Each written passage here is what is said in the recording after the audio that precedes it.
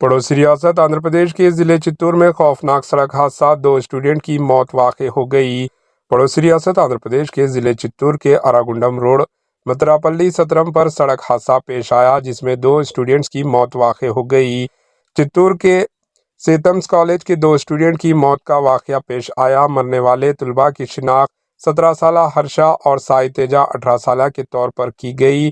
मजीद तफसलात का इंतज़ार है। Bureau report, H news.